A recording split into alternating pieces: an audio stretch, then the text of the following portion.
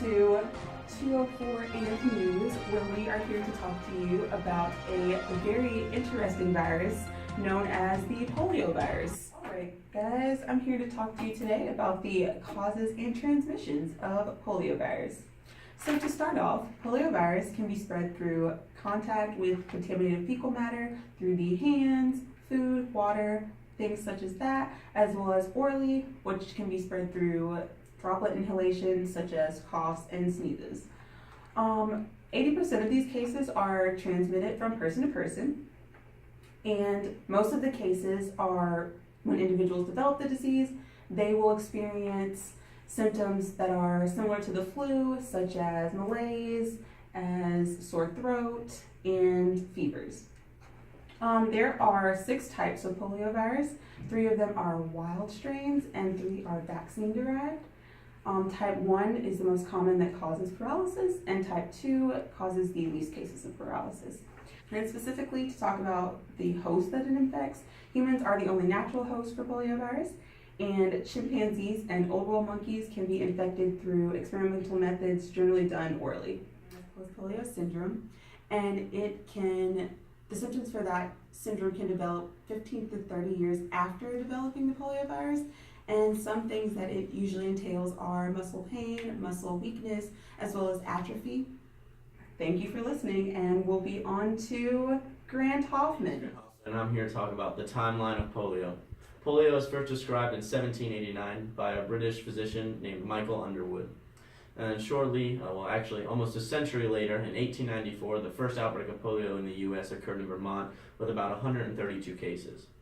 Afterwards, in 1921, Franklin Delano Roosevelt was infected with polio, and that raised a lot of awareness towards getting polio treated and cured.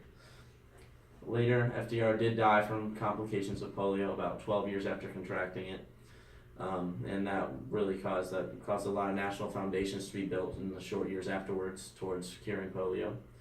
Then in 1947, Dr. Jonas Salk was recruited by the University of Pittsburgh to create a vaccine for the disease, because the first vaccine that was created in the 1930s ended horribly and had a lot of health complications for those who took it.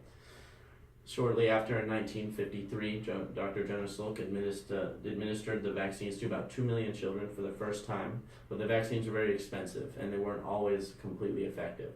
However, 3 years later, the incidence of polio had gone down 90%, so the vaccine was very effective.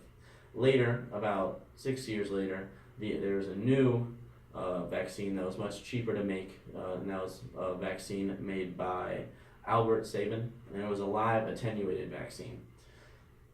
So after that, the Salk vaccine kind of became not as popular because it was more expensive. And then in 1979, coming closer to present, was the last case of wild poliovirus in the U.S. In the 1980s, a lot of people started to learn about the disease post-polio syndrome, which Anja talked about, and then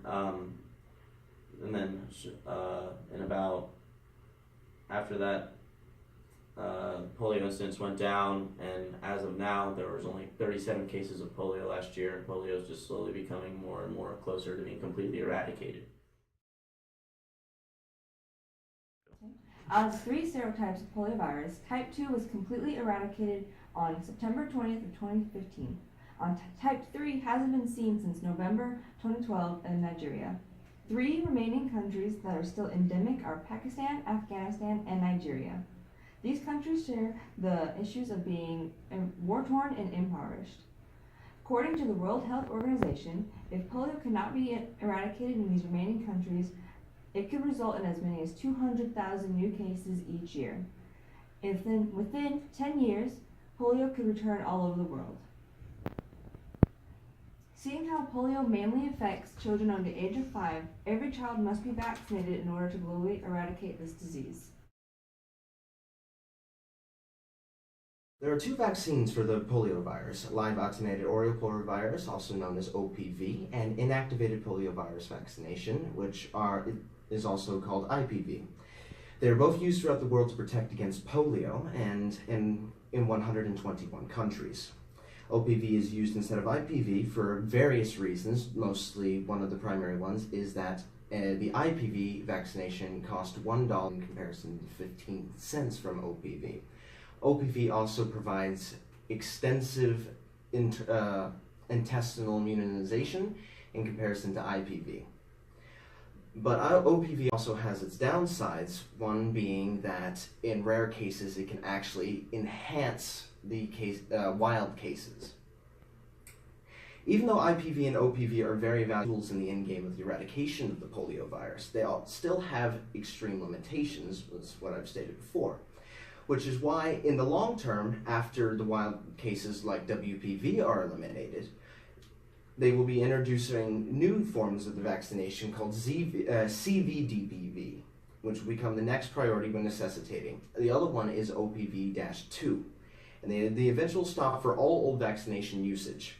There are substantial resources being allocated to the program, and the challenge is to complete it while preparing for the future. Elizabeth. And I'm Tyler. I'm Anya. And I'm Grant. Thanks for tuning in.